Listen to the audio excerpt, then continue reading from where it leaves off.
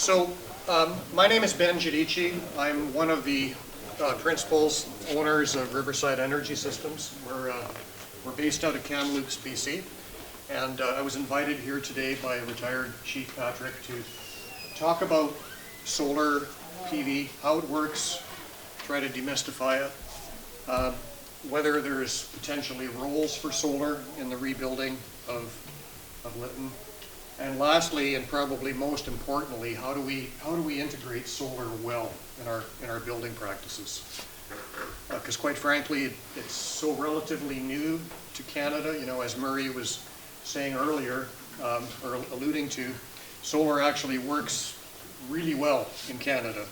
And one of the big excuses in the past has been, well, we're too far north, we're too this, we're too that.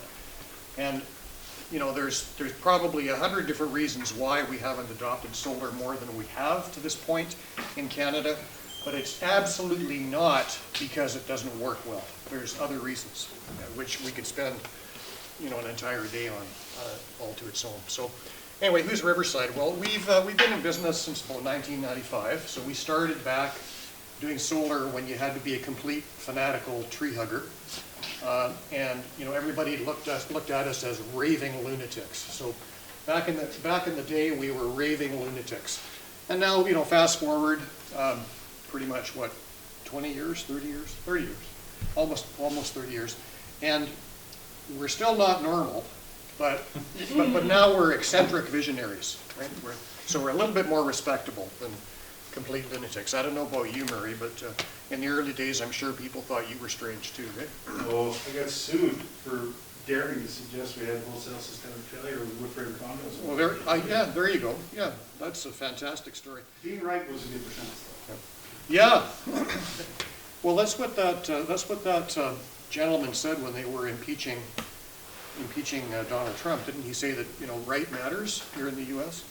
But it didn't seem to matter there, but it still matters in Canada, right? Hopefully. Yeah.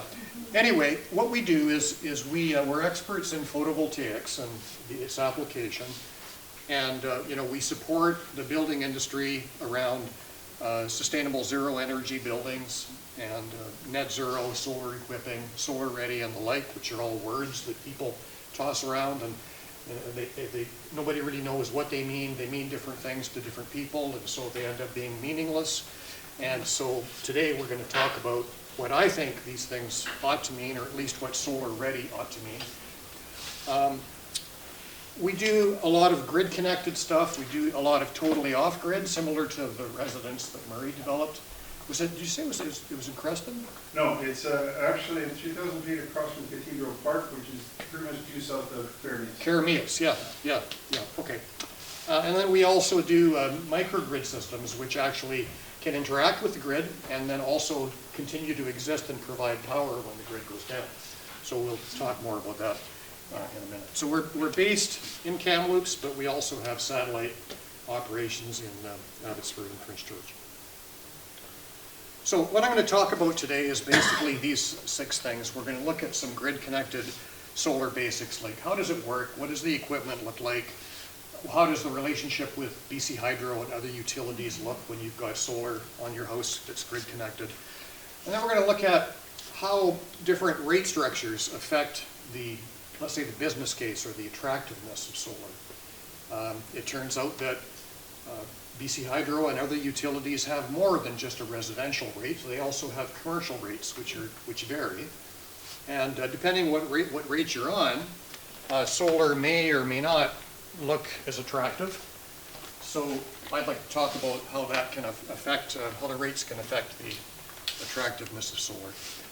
And then the third one, I think maybe is the most important one, is I'd like to talk, not the most important, but most interesting, to talk about why people are choosing to do solar. Not because I tell them to, but because, you know, why they want to and what their goals are.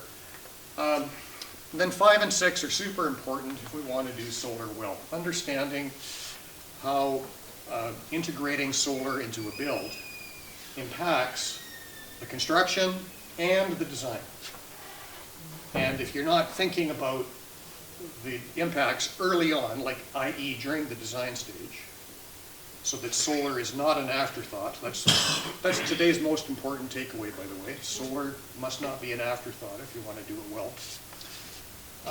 If you're not thinking about those at the design stage, you're going to paint yourself into a corner, and you might end up, in order to do solar to your liking, to reach your target in the end afterwards, you might end up having to smash walls down, replace your electrical service, and do other stuff that you shouldn't have had to do if you thought about it ahead of time, okay? And that's what we'll talk about in part 6. So, grid-connected solar basics. Well, there's a complicated way to explain this, and there's a simple way to explain it. So I'll start with a simple way. Forgive my voice, let's go something like this. Whoa, whoa, whoa, it's magic! Okay, then we'll carry on. I'll get a little bit more elaborate. It turns out that the photovoltaic effect, creating electricity from light, was first discovered by a physicist by the name of Becquerel, I think it might have been in the 1800s, I forget. And it was a nuisance. It was interfering with his experiment. He discovered that light bombarding these dissimilar metals he was working with created a voltage. And he was frustrated by where it had come from, and he recorded it. And then sometime later, this kind of nobody named Albert Einstein picked up on it. And Albert figured, hey, maybe this is useful. And so he harnessed that idea. And then later on, Bell Labs, back I think in the 40s and 50s, really refined it.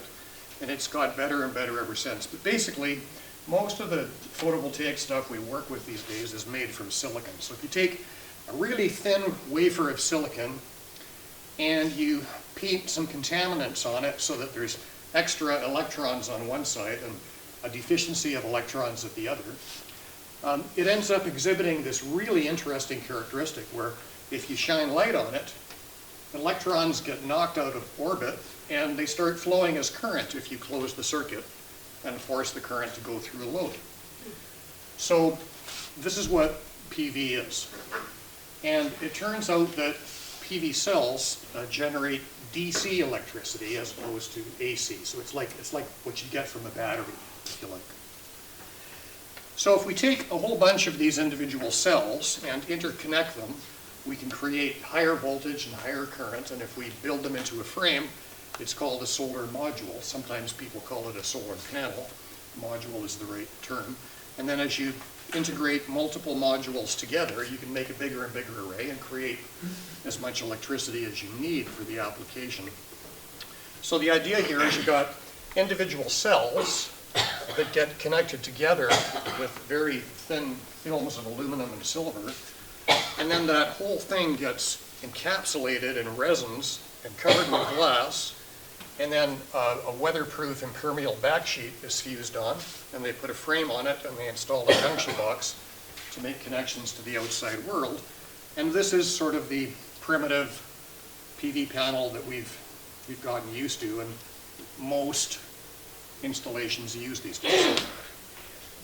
So what about connecting all this jazz to the grid? Well, like, how does that work? Is it even possible? Like I heard this morning, well, you can't connect your generators to the grid. Hydro won't pay you anything for it. I forget who said that.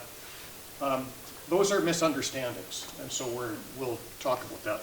Let me just say that utilities like BC Hydro and Fortis and others, I'll use the term quite happy, or they're quite happy to let you connect a solar system to the grid, provided you meet all of their interconnection requirements and you follow electrical code, et cetera, et cetera. So the way these systems work is your solar array produces DC energy, and to really use it well in the building, you need to have devices, or a device, called an inverter, and the role of the inverter is to convert the DC energy into AC, and then that's pumped into your electrical service. And it's generating in parallel with the grid. So the grid is also connected to your service. The two are in synchronism. They're swaying back and forth at the same frequency and helping each other out, as long as the grid is still present. And so any energy that's dumped into your electrical panel will get used first by the loads you have connected, And so the first impact is that means that less energy has to come in from the grid to meet your demands at that particular instant. And if it happens, like say right now in the middle of the day, your solar system is producing more than the house can use, well, guess what? That surplus goes out to the grid as outflow. And as Murray was mentioning, he used the term spinning backwards or spinning forward. Well, we don't use electromechanical meters anymore, but it's a good analogy. There's two registers in BC Hydro net meters. One measures energy flowing out to the grid, and the other one measures energy flowing in from the grid. And so what happens is at the end of your 60-day billing cycle or so, you get billed on the different surpluses every day, say May through October, and then as we transition into winter and early spring, you will draw down on that deficit in order to accomplish this net zero target that Murray was getting at. So does BC Hydro accept your energy and let you connect to the grid? Yes. Do they pay you something for it? Yes, it's a one-for-one exchange. So any energy you send out gets stored as water behind the dam, and you draw down on that later. Yes? So I think that was the slightly confusing term. What you're saying is they don't pay you, but you get a credit and you can use it later. But if your system is all like more than your needs consistently, then you don't actually get paid for it. Actually, you do. So that's the third piece, and we'll address that right now. Okay. Okay. So what happens is when you get permission to connect, you're assigned an anniversary date. Okay. And then on your anniversary date every year, they reconcile your account. And if you have a surplus outflow for that year, they will pay you out at a particular rate per kilowatt hour. It's just not very lucrative. Okay? So it used to be they'd pay you about 10 cents a kilowatt hour. And then, I don't know, it's about 4 years ago, they changed that. And now they pay you the average mid-sea Columbia rate for the previous year. So what's average mid-sea Columbia? Well, has anybody ever traded pork bellies on the Chicago Options Exchange? Well, it turns out that there's an energy exchange that utilities use moment by moment to sell and buy energy to and from one another. And the Columbia River Treaty has a handful of utilities, and the mid-sea Columbia rate is actually like, you could think of it as the wholesale cost of electricity, and that varies minute by minute all throughout the year. Okay? So this year, the average for the past year was somewhere around 8 cents. Okay, so my system is consistently overproducing on my house. I'll show you that. And so this past year, I think we got a check for $120 at the end of the year. So if someone says BC Hydro does not pay you for your electricity, that's not true. They do. Just that it's a fluctuating rate that's not predictable, and it's not as lucrative as it used to be. Okay, yes? What's the average residential rate per kilojoule now? Oh, we're going to talk about that. That's later on, that's fine. Yeah. And the answer is it depends. Depends on whether you're using a lot of step 2 electricity. Yeah, it's 2 rates. Yeah, there's actually 2 rates that residential customers pay, and we'll talk about that in a second. Sorry to put you off, but No, that's good, man. yeah. So any more questions about this arrangement? Okay. So key takeaways. If people tell you that BC Hydro doesn't let you connect generation to the grid, it's not true. They do. The limit here of the net metering program is 100 kilowatts. And, for a single family dwelling to accomplish net zero requires much less than that because it depends on your climate zone. I'm going to say that in this zone, a small home could probably get to net zero with a 10 to 12 kilowatt-ish system. It's going to depend on what sort of step code level it's built to, how energy efficient it is. Anyway, we'll say more about that later. So, is BC Hydro continuing to support this program? Yes, they are. This is called net metering. Back in the day, when they first launched it, because they had to, because the BC Utilities Commission said, you can't build any more big projects unless you prove to us that you're doing something on the demand side management side. So that's where the Power Smart program was born. It's where net metering was born. And adoption was pretty slow for quite a few years, mostly because the cost of our electricity was outrageously low, and secondly, the cost of solar was outrageously high, right? So those lines have crossed and things have changed, and just look at this, it's boom, boom, boom, boom. In the last 5 years, it's grown unbelievably, and in the first 2 months of this year, they had more applications than they had the entire previous year, okay? So is this ramping up? Yes, this is what a mathematician or a scientist or an engineer would call exponential growth. Okay, so yeah. So if someone says they're not doing it anymore, I'm sorry, they're uninformed. So what does this equipment look like? Well, just a sec. So we talked about inverters and arrays. Well, this is an example of a ground-mounted array for a net zero home in Fort St. John. Oh, sorry, Fort St. James.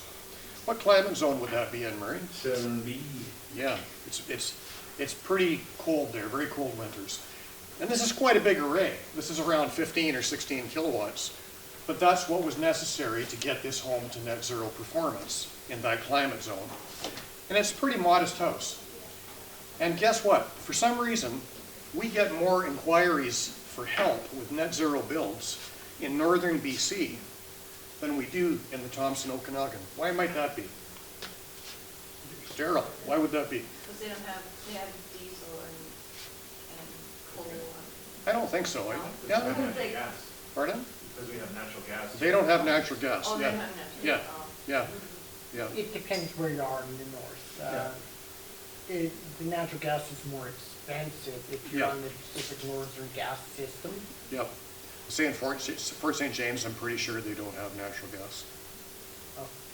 Or maybe this builder we're working with just doesn't want to use natural gas because of the greenhouse gas There's a emissions. huge tariff in the north for connecting natural gas. Yep. So a lot of builders choose not to make the connection because a lot of northern British Columbia burns standing dry in the winter. And up until recently, they really haven't seen the value in cooling. And Winton Global Homes did a demonstration project in Prince George about 6 years ago. After I've been laughed out of the north for the previous 5 years suggesting heat pumps were the way to go. They put a heat pump in there that had heating and cooling, and everybody walked through to buy their lottery tickets for this thing. And since then, 80% of all permits are now including cooling in the north. There you So go. they need juice. There you go. They're going to the heat pump. So this builder, whose name I won't mention because I don't want to be prejudiced, yeah, they're using air source heat pumps, high performance ones, not the kinds that they should buy at Home Depot. And they're ultra insulating, ultra airtight, doing a really good job of the envelope and the window selections. And guess what? The homes actually are modest as well. They're not 10,000 square feet because 2 people can live in a smaller space than that. Or at least in the north they can. Can you comment quickly on ground mount? What would you like? Can't always ground mount. You can't always, no. You need space to do that. Well, you need space, and in most urban areas, it's by law. That could be, yeah, could be. But I want you to understand that putting solar on a roof is, quite frankly, only one option, and most of the time it's the worst option. But it's all you got to work with, and so you work with it. But in many cases, if you can ground mount, it's actually better because you can ideally orient the array. You can easily keep the snow off it in the wintertime, and you don't have to worry about fasteners penetrating your roof and causing leaks. And on it goes. But you can also optimize the shading, because if you've got enough land, you'll find a place that's yeah, you find the 365 sun. most shade-free site. But the downside is it costs more because you have to provide foundations, and the racking has to be more robust to withstand wind load. So typically, a ground-mounted system is going to cost at least another 25 to 50 cents a watt over putting it on the rooftop. But I just wanted to show you that solar doesn't necessarily have to go on a roof. It's not your only option. Right? And so if we did a ground mount, then your inverters would typically be mounted right out there at the array. They wouldn't be anywhere near the house. They wouldn't be in your mechanical room. And so, you know, when somebody says, oh, our home is solar ready, we've got a conduit up to the roof, you know, and we've got space saved for you in the mechanical room for your inverters. Well, that's great, but we're not going to build the solar system that way. So what are you telling me? It's solar ready. Okay, so we'll get back to that later. Actually, I'll say it now. Some of you are old enough to remember, what was his name? Ronald Reagan used to be a movie star, and then he became president. Yeah. Remember that guy? And got rid of the solar panels on. Well, he and he was made famous by this little joke where he said the two most frightening sentences ever heard by North American citizens or by the American citizens.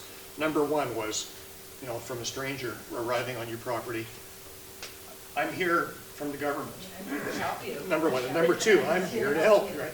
The two most frightening phrases. Well, for a solar designer, the most frightening phrase in the industry is, "I don't need your help. My designs and the homes we build are always solar ready." Okay, great. So what does that mean? If you talk to 20 different people, it'll mean 20 different things. And it's like going into Canadian Tire and choosing battery A over battery B, because battery B says heavy duty. So how can you be effective in getting solar ready, even if you don't choose to put the... Stay tuned. I'm feeding you. Yeah, you are. We're going to get to that. Thanks for prompting me on, Murray. Another option is to use microinverters. These are little guys where you have 1 or 2 or 4 panels driving the little micros right on the rooftop, and then the AC comes directly off the roof. You don't need space in your mechanical room for an inverter because the inverters are on the roof. Okay, so away we go. So plug and play. Well, that's the second most frightening statement in solar. Oh. Yeah. How hard can it be? It's just plug and play. So the first one is, don't worry, it's solar ready. And the second one is, how hard can it be? It's just plug and play. I'll tell you what, it's not rocket science. And a lot of the equipment, when it fits together, it looks like plug and play, but there is some thought that has to go into making sure that you're plugging the right things into the right places so that they play with the right devices. Yeah, it's to be made simpler for the people that know what they're doing with it. And a lot of this can be do-it-yourself, but you got to learn about it. Like it's much like the things that Murray has learned about. I'm pretty sure that a lot of what you learned through the School of Hard Knocks. You're a hands-on guy, right? So anyway,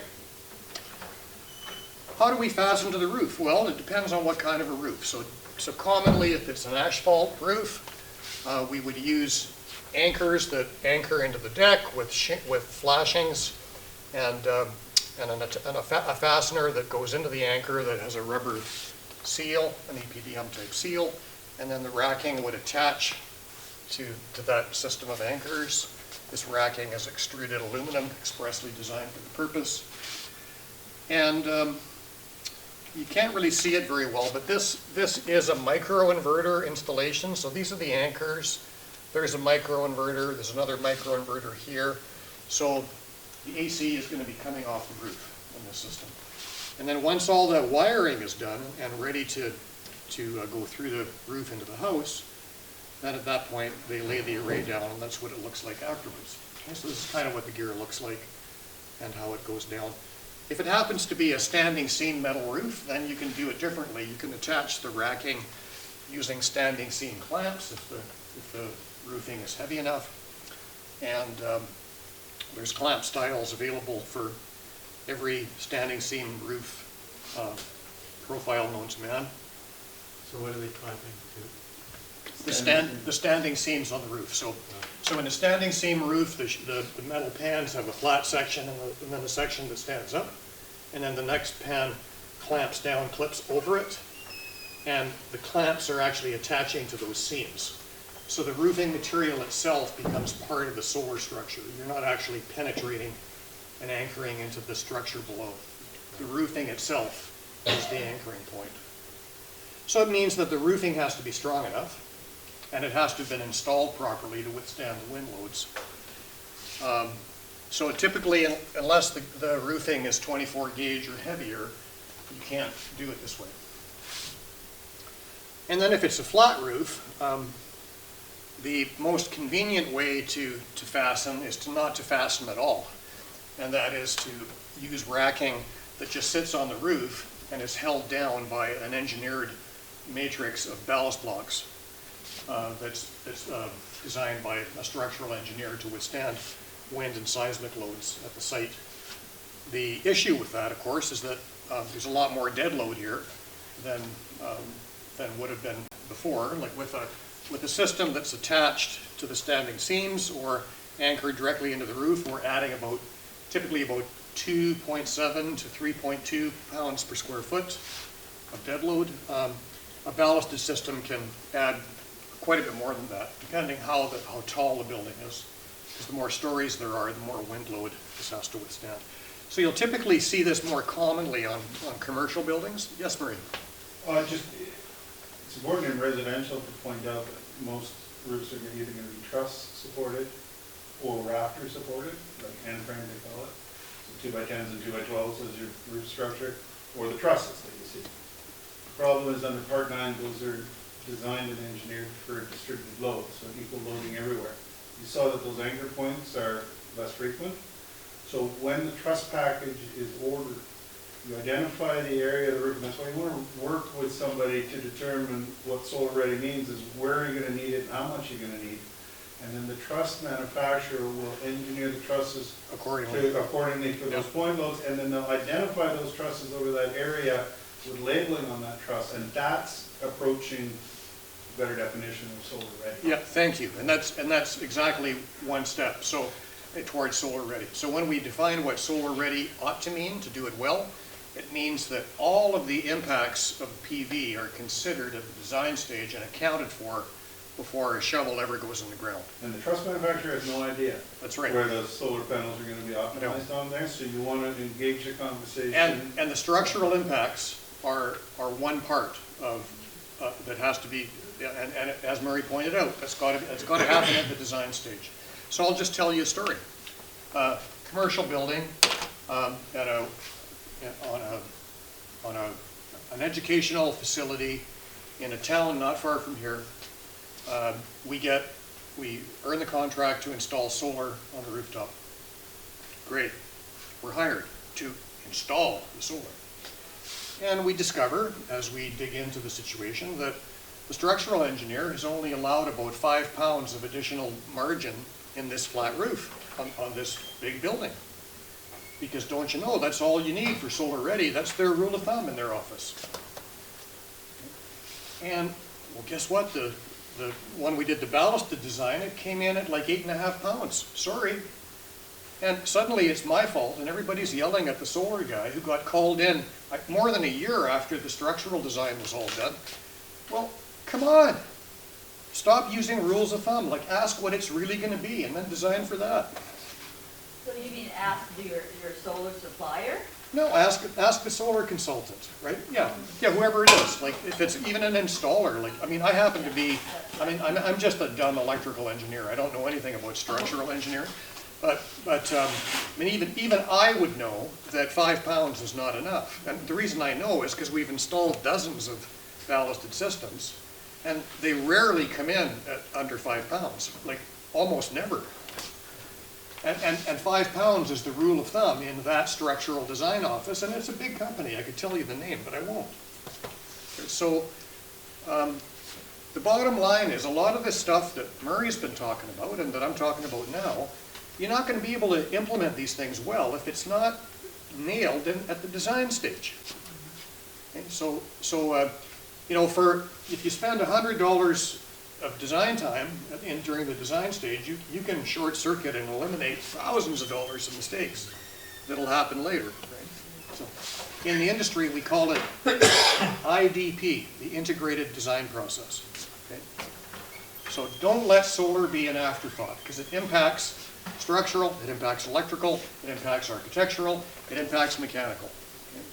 Okay? And if you don't think about those things in advance, you're going to paint yourself into a corner, and the client loses out because the client's goals for solar might just get sabotaged.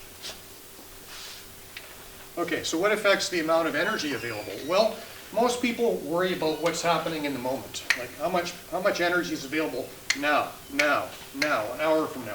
Well, that's all very interesting. That's like saying, how fast am I driving now? How fast was I driving an hour ago? How fast was I driving yesterday? Well, that's not really all that relevant. What's more important is how far have I traveled on my journey, right? And this is the difference between power and energy. Okay, power is a rate. Power is the rate at which energy is being used or delivered. But energy is the fundamental quantity that does the work that we pay for. Right? So irradiance tells us how powerful the sun is right now, or an hour ago, or an hour from now. And that's interesting. And in fact, when panels are rated in a factory, much like they are on a green chain, Murray, they roll on into a test cell and they get flashed with a calibrated, very expensive light source that delivers 1,000 watts per meter squared of visible light. And we measure its power output at that. But they're sorted based on what we call standard test conditions. This 1,000 watts per meter squared at 25 degrees Celsius. Every solar panel manufacturing facility in the world uses that same standard to test and grade their panels. Okay? So when someone says, oh, I have a 10,000 watt solar system, that's what that array would do under ideal conditions in the factory, not necessarily in real life. Okay, so let's keep that in mind. What's more important is something called insolation, which is also called solar PV effectiveness. This is a metric that tells us how much electrical energy is actually going to be available over the course of a year, generated over the course of a year by 1,000 watts of solar panels. So if I take 1,000 watts of factory standard test, like 4 250 watt modules, they'll give us 1,000 watts under ideal conditions, put them out there, orient them directly south at an ideal tilt, then over the course of the year, how much energy will they produce? Well, that's PV effectiveness or insolation, and that's the important metric because it's energy that we're going to have to pay for. Okay? So thankfully, that metric has been calculated and modeled and measured at thousands of places all over the world. You can get maps, you can get solar modeling software that has all this embedded, and it allows us to easily compare how well solar works in Lytton or Germany or Vancouver. Turns out that metric is about 1,000 watts or 1,000 kilowatt hours of energy per 1,000 watts of solar per year on average in BC. That includes Lake Haida, which is the worst, all the way through to really good stuff in East Kootenays, which is over 1,300. Kamloops is around 1,200, Lytton is about 1,140 to 1,180. And can we count on that number? Yeah, we can. And it varies a little bit from year to year, as weather patterns change. But this kind of stuff has been calculated and modeled over many decades by dedicated climatologists, and this is what we use. We don't just pull numbers out of a hat. Even NRCan publishes a very accurate database of all the cities and villages across Canada to give these kind of conservative numbers. Yes? What would be the average in Abbotsford kilowatt? It's Just probably, about 1,000. yeah, so, yeah, about 1,000. Or about 1,050 or something. Yeah, I think, like if you get out into the valley towards Chilliwack area, it might be as high as 1,030. And now, just earlier, Murray was saying, the world's most aggressive adopter historically has been Germany. Now, they've been superseded by other countries. Berlin, Germany is 848. Okay? So when people say, solar doesn't work that well in Canada, like it just doesn't work here. Well, how much better do you need it to work? It already works 30% better than the world's most aggressive adopter. Like that can't be the reason. There's other reasons that we're not using it, but it's not because it doesn't work. Yes, Murray? Can you comment as well on ambient air temperature and its effect on efficiency with the panels? That's fantastic. That's a more advanced topic, but It's relevant to Lytton because you're an advanced kind of guy, right? So it turns out that solar panels work better when it's cooler, and that as the temperature rises, their efficiency comes down. Not dramatically, but enough that it must be accounted for, right? And These models that we use to project harvests account for that. They account for all of the climate impacts, the cold and the heat and the cloud. Those are accounted for. So this number, 1140 for Lytton, that's an NRCan number, so you got to know it's conservative because the government doesn't want to get sued. I've always found the actuals over 3 years exceed the NRCan. As have we, always. But I don't like to overpromise. I'd rather underpromise and overdeliver. Can I share one thing from our demonstration project? Mm-hmm. It's really hot there in the summer, 3,000 feet. We put solar photovoltaic panels on the main roof area, but they've got hydronic coils in behind them, and we call it the margarita pool. We bring the cold river water in and we warm it by cooling the panels. What a fantastic idea. That's great. Those panels are actually available right now. I got to talk to you about that. Yeah. Yeah. Yeah. The other thing that makes a considerable difference is the building and the roof orientations and how things are configured. So you can take two identical buildings, and if you turn it, say this way, you'll suddenly get more southern exposure than if it was turned that way. So orientations make a big difference. Like the difference in production between south-facing and north-facing is dramatic, like it's in the order of 50%. It depends on your roof pitch. The steeper the roof, the more dramatic the difference. But fundamentally, in our part of the world, you can work with anything east through south through west, and if you start to get northish, you're starting to get desperate. But you can do it if you need to, especially if it's like a net zero target. But generally, I beg architects, like, please, give us large, continuous roof surfaces. They'll say, oh, I've got 5,000 square feet of roof. Yeah, but it's like 15 different roof facets all pointing in different directions. And the most we can get on any one of them is 2 panels. And I'll show you a picture later. That's not a solar-ready house. It might be an architectural statement because there's a contest going on around how many different roof facets you can get in a 2,000 square foot home footprint. You're aware of that contest, aren't you? And it makes your design budget so effective too. Yeah. That many hips and valleys. And every gable end is lit. Yeah.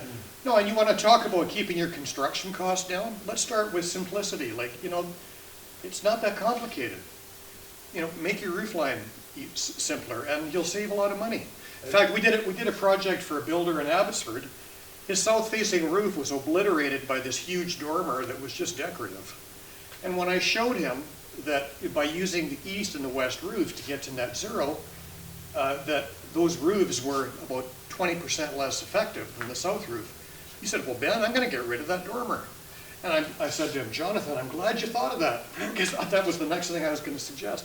He got rid of the dormer, and he claims that the reduced cost in the construction paid for more than a third or almost a half of the solar system. Oh, wow. Yeah, so some of these design... The flip side though, that's important, Yeah. is you can build net zero on the most complicated, crazy architecture that you want. We can. You can do it, but you're gonna have to pay for it. But I don't want people to think that, because if you want to build something really energy efficient, make it a sphere and bury it in the ground, put no windows in it. It's really easy to do. Yeah, it might be pretty dull living there. But Yeah. I don't want people to believe that you have to compromise architecture. Much of what we're pursuing is to allow current taste trends and wants, and for not everything to look like a passive house. Yeah. The other thing to remember. Thanks, Murray. So when people ask me, well, what's the ideal orientation and what's the ideal tilt? Directly south at 45 degrees, and I said, well, look, don't make the house look ugly. We can work with what you'd like to do. Let's just not get ridiculous. Like if solar is really important to the client, and if a net zero goal is really a target, then make it a priority. That might have to influence some of your architectural choices. And it might mean to afford it that you're going to have to install a lower grade of quartz on your cabinet countertop, or install one less hot tub or whatever it is, Anyway, don't get me started. What I was going to say is we need to be aware that, let's say the Lytton area, 1140 kilowatt hours a year, that's not evenly distributed through the year. It turns out, not surprisingly, that the energy harvest is distributed according to our seasons, right? So we get the best production. Oops, I'm sorry. I don't like to mistreat animals, but I just did, didn't I? Yeah, the best production is typically March through October, and then January, February through to December, not as good. Well, why would that be? That's the way the earth is tilted. Yes, because of the Earth's tilt, right? On that 23.5 degrees, we have fewer hours of sun during the winter. Yes, during the winter months. This brings me to the question that I'm curious about, which is, do they tilt solar panels anymore in this day and age, or are they all just totally affixed in the one position? Consensus They in don't design tilt. now is chasing the sun orientation is a. They don't tilt my panels. They don't turn my solar. They don't tilt my panels anymore. That's your humor. So that's because it's not safe to have them movable like that. Oh, it's- Mechanical device cost of installation versus the return, just putting another 2 panels on. Here, I'll tell you what, when solar panels were costing $5, $6, $7 a watt to purchase, it made a lot of sense to invest thousands of dollars in that tracking equipment, mechanical complexity that followed the sun. Okay. Yeah. I'm on Now it. that you can buy solar panels for well under $1 a watt, it doesn't make sense to invest in that maintenance nightmare. Right. You just add a few more panels. Yes. The Northern Alberta Institute of Technology did a study, and they did panels at different angles, and they found only a 2% difference. So it's negligible. There you go. Yeah. So, great question. So where they do still use tracking a lot is where every square meter of real estate matters, and that's on a solar farm, right? Where you want to extract as much energy as possible. But they don't use like thousands of individual trackers turning 10 panels at a time. You know, they use tracking systems where one motor drives hundreds of panels to keep the maintenance costs down.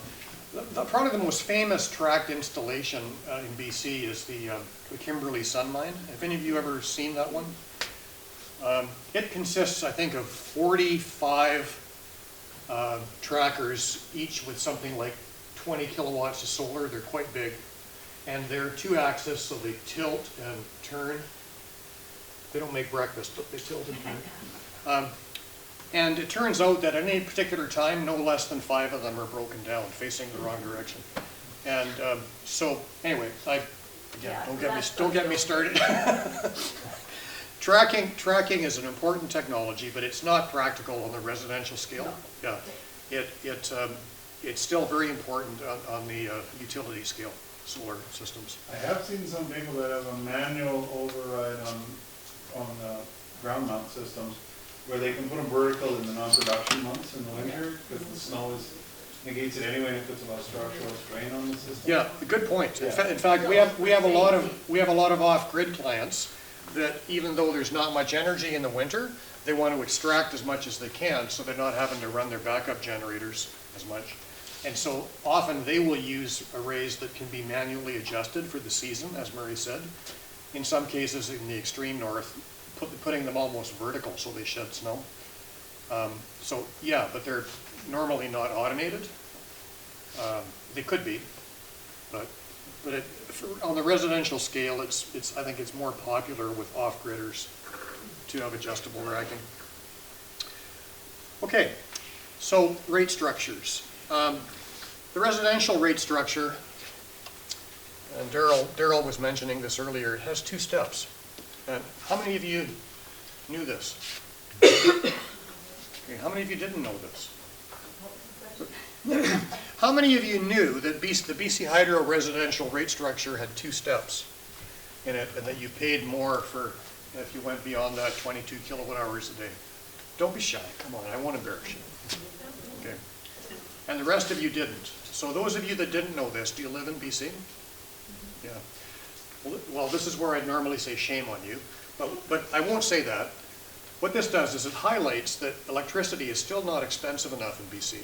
It's not painful enough Because what's happened is, even though this was meant to encourage conservation, so that you try not to use too much electricity, in fact, our lifestyles and the very noble goal to electrify our mechanicals, like to move away from natural gas, has forced people that are trying to do something about climate change into a heavier step 2 dependence, right? Because they install the heat pumps and they put in the HRVs and they install their EV chargers, and guess what? They're heavier into step 2. Turns out that avoiding or reducing step 2 is one of the primary motives for residential customers in BC to install solar. It's probably the primary motive at this point. And by the way, the BC Hydro has figured out this didn't work, right? And so they have another trick up their sleeve. It's time of use rates. And they currently have an application into BC Utilities Commission to introduce a time of use rate. I'm going to say something about that coming up. So the most common motive, you ask me, why are people doing solar? This is the most common motive, is the ouch of step 2. People say, well, I'd like to eliminate as much of that as I can. Great, that's where the strongest business case is for residential solar PV. We can help you, okay? So, great. Now, if you're a commercial customer, the news is different. BC Hydro has 3 commercial rates, and they got really creative with the names. They have a small general service rate. I'll give you a hint. The highest one is called the large general service rate. Guess what the middle one is called? The medium general service rate. And all 3 of these consist of some or all of these components: a daily connection fee, an energy charge, a peak demand charge, and potentially a power factor charge. Okay, well, what's all that about? Well, can somebody explain to us lay people, what exactly is the difference between power and energy? Are we, as residential customers, are we buying power from BC Hydro? There's a hint there. Residential customers, are we buying power or are we buying energy from BC Hydro? Power. Energy. Energy. Power is something different. Power is how fast we're using the energy. Okay? So just to illustrate this, this is a chart of the consumption in my house 2 weeks ago, 24-hour period. Okay? Look at those peaks, ladies and gentlemen. Look at those peaks. Something happened here around breakfast time. Oh, sorry, Rosie. Something happened around breakfast time, and our power peaked up to about 1,200 watts. And then, once the toast was done and the coffee was turned off, we came back down to about somewhere around 300 watts by around 9:30. Okay? And then something strange happened around dinner time. Guess what? I was powerful hungry. I don't know, my wife was cooking something, right? We have an electric stove, so boom, we peaked at 2 kilowatts for 20 minutes to half an hour there. Okay, so during the day, the rate at which we're using energy is going up and down and up and down, and we were using our highest rate of energy use was that peak, 2,000 watts at around dinner time. Okay, well that's great, but we didn't pay for watts that day. We paid for kilowatts, we paid for kilowatt hours, that's energy. Where is the energy represented here? Well, the energy is the area under the curve, okay? So they're 2 different things. The area under the curve is the total amount of work done by the electricity that we consumed in our house, and that's what we pay for. The points on the red line are the rates of energy use, we call that power. And residential customers don't pay for their peaks. Unfortunately, some commercial customers do. So, Why is that unfortunate? I mean, don't you want people to? You have to get rid of the pop-up menu item. You had a right click. okay, I got to click. Thank you for your help. There you go. There. Okay. Why is it unfortunate? Well, it's unfortunate for the customers because it raises their bill. But in the end, it's probably a good thing because the higher the peaks are on the grid, the more BC Hydro has to spend building infrastructure to meet those peaks. And those nasty commercial and industrial customers, we're going to teach them a lesson. They need to be punished for these peaks, right? Because that's making BC Hydro's life difficult. Sorry, turns out the peaks in our grid use are actually caused by residential customers. And I'll show you that in a minute. So if you were a small general service rate customer, like say you were operating a bank or a small office or something like that, you're likely on the small general service rate. You're only paying for energy, nothing else, no peaking, and it's only 12.6 cents. Now, if you're on a medium or large rate, you're not only paying for energy at a lower rate than the small general service, but you're also paying for your demand peaks. Okay? So, you know, if you're in the large general service rate and your peak was like 200 kilowatts for that month, that's like an extra, what's that? What's 200 times 12 and a half? 240 something. $2,400? And that's a lot of additional charge. Well, commercial customers pay for that.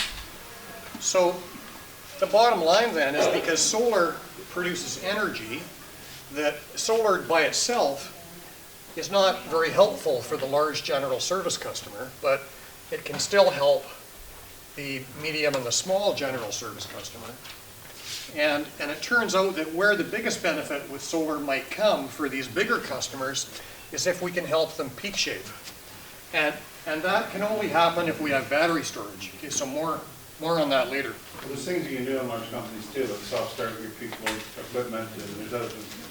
Yeah, you can also shut certain loads down to avoid peaks if you know when they're going to happen, right? So anyway, I just wanted you to see here that the business case for solar depends on what rate you're on. Okay, so if you're on a residential rate, the business case is pretty good. If you're on a commercial rate, it'll depend which of the commercial rates you're on. Okay, so when people come in and say, well, what's the payback time and all that stuff, well, it depends on your rate structure. So the motives for PV solar adoption. Why are people using solar? Well, we already talked about this top one where people want to reduce residential step 2 consumption. Quite frankly, that one is pretty much a no-brainer.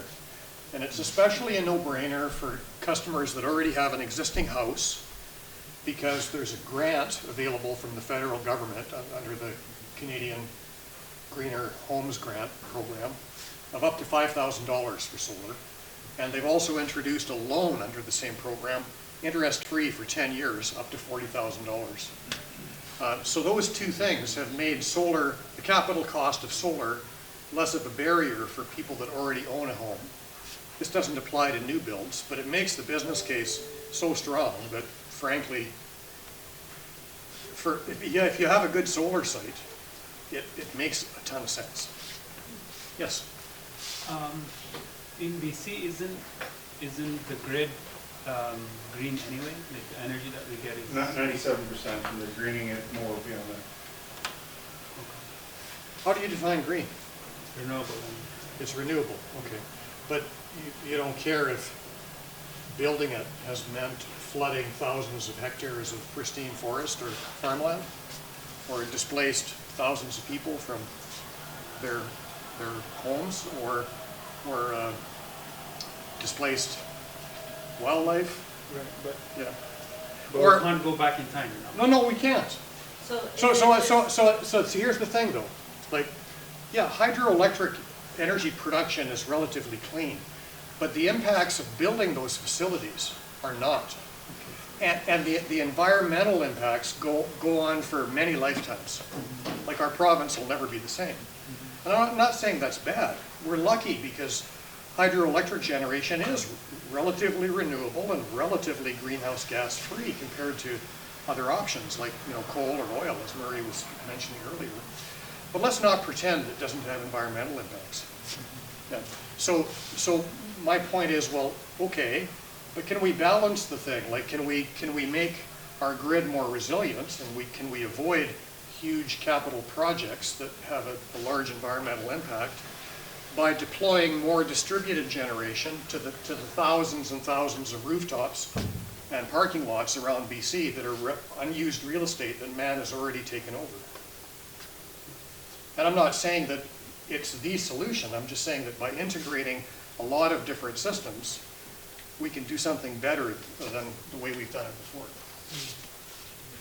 So, other motives, reducing operating costs of electrification. It's like, oh my goodness, my house used to be on natural gas. I did a deep energy retrofit. All of a sudden I'm running an HRV. I have an EV charger. I have heat pumps. And wow, I'm into step 2 every day. You know, how can I afford to retire? Well, people will say, well, okay, I'll install some solar and I'll reduce my grid use. And that's how I'll mitigate the impact. We talked a lot about net zero. Well, what does that mean? Well, yes.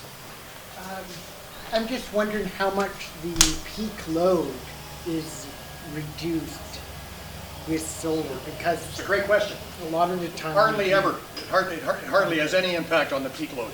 Thank you for pointing that out. And what solar does is it makes energy. It doesn't provide peaking capacity. Well, actually it does, but just not at the time when you need it. Okay. But lo and behold, if we integrate battery storage with solar, then we can shave peaks. So anyway, I'll talk about that in a minute. So net zero. What do we mean by net zero? Well, if we mean I want my house to produce as much electricity as it uses and offset as much natural gas as it might use, that